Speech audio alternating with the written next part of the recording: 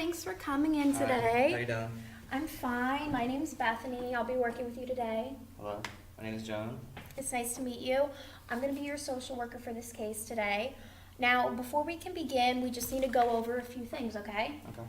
All right, the first one is I need to go over your rights. You do have rights here at our facility. Your first right is you have the right to a high standard of care and service. You have the right to be treated with courtesy, respect, dignity. You have a right to be informed of all the services available to you. You have the right to review your records by submitting a written request to our administration. You have a right to make suggestions and changes to your treatment plan. You have a right to discontinue or transfer services at any time. You have a right to receive care that is specific to your needs despite any physical limitations or language barriers. And you have a right to report any concerns or problems to our administration. Do you understand these rights? Yes. Okay, so I'm going to have you sign this here, Okay. and then I'll put a copy of it in my files, and you'll get a copy as well. All right. Okay. Sounds good. Okay, so next, I need to go over your limits of confidentiality. Do you know what that means? I think so. Well, basically what that means is I am a mandated reporter, so there's certain things that if you tell me in here, I do have to report. The first one is if you have any information about a child being physically, sexually abused or neglected, I have to report that. If you have information about a vulnerable adult being abused or neglected, I'm required to report that. And if you're at risk for harming yourself or someone else, I do have to report that. Do you understand? Yes. That makes Okay. sense. Well, I just need you to sign that, and I will give you a copy back, and I will keep a copy of my records. Okay, so can you tell me a little bit about what brings you in today? I'm just having a little bit of trouble at home. My husband just died recently. He had an accident at work, and it's kind of things just been a little out of control since then. A couple of things. So I'm hearing that you've had a major life change right now, and that unfortunately your husband passed away. I'm sorry to hear that. Can you It's okay, tell thank me? you. Yeah, no problem. Can you tell me a little bit about what caused this accident, if you don't mind sharing? Yeah, he worked construction. He was like building houses, and there was just an accident. It wasn't really anybody's fault, I don't think. And you know, but yeah, there's something happened. He passed away.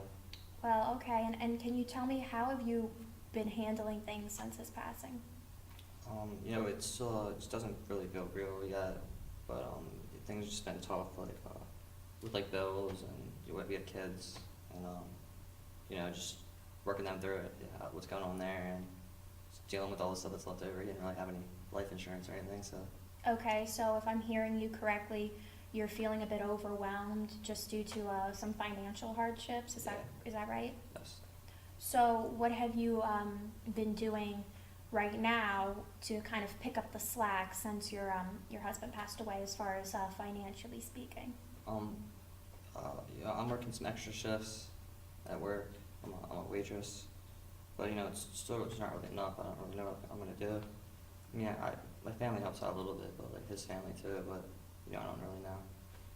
Well, How I can go, you know. right, I understand. What is your highest level of education? I graduated high school. Okay. Have you considered maybe at all pursuing anything else as far as income-wise, or? Well, I mean, we were talking about. We were talking to my husband about me going back to school, like in community college, maybe like learning like something I could make a little bit more money than just. I don't really want to waitress forever, but yeah, but I mean, I don't think I can do that now. I mean, I have to support them. Right. You know, I mean, I don't know. I'm kind of angry. Like we didn't really plan for this. You know, like you didn't have any like life insurance or something. I mean, So I'm sure like there's talk about like maybe probably getting a settlement or something because it was an accident at work, but I don't know if it's gonna really make up for it. You know. Right. So I'm hearing you say that you're angry because your husband didn't, leave you in a more stable place, correct? Can you just tell me a little bit more about that feeling? I mean, I don't know if I'm angry at him. I mean, I don't want to say that. It makes me feel bad. Sometimes I get angry at him too. Like, why didn't you think about this? But I mean, we could have really expected this to happen. Right. Right. Yeah, So- I mean, like I'm kind of mad because why didn't anybody at work like try to like do something to stop this? I mean, like I said, I don't think it's anybody's fault, but they could have done something. So when you have those feelings where you wish, why couldn't someone stop it? You have these, possibly regrets or feelings like that.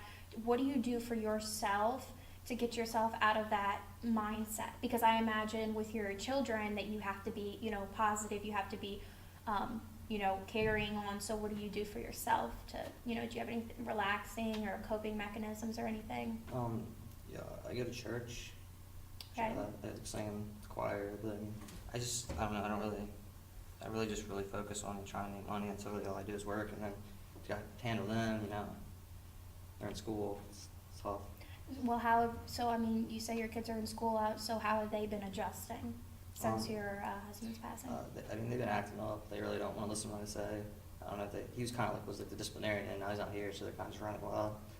So I'm hearing you say that your children have definitely declined. So they used to be more well behaved, and now they're kind of just acting up, not listening to you. Yeah, I don't want to blame them because it's kind of like, their dad died, but yeah, I'm not used to being strict with them. That was kind of his thing.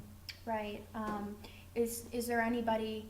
Now you said you had a bit of a support system from his family and your family. Is there anybody that's a role model for them that helps them at all, or is it just kind of all on you as far as the discipline?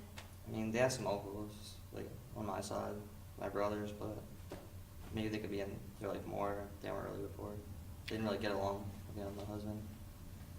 Well, so you said that there's been some problems with discipline. Now, has there been any issues at school, or is it just home-based? They have trouble listening at home? The older one, Jimmy, he got in a fight like last week. The accident was like 2 months ago, but yeah. I don't know if he went back too soon or something. Like, you can't really keep him out. They have to go somewhere, like after work. Right. But yeah, he's looking a little bit more like noticeably angry. He's 12. Right. How has that been on you that he's, having this trouble in school? Well, I don't like it. But I really my focus is providing the stuff right now. I have to do that. They should take care of that, right? Who should take care of it? School. The That's school their should job. take care of it. Are there any services that have been implemented for your family, specifically for your children? I know that you're coming here now and you're seeking treatment, but what about, have your kids seen anyone? No. Is that something you think you might want to explore? I don't know if they would do it, but we could try. Okay, all right. I think that's definitely a good goal, maybe, to discuss in future sessions.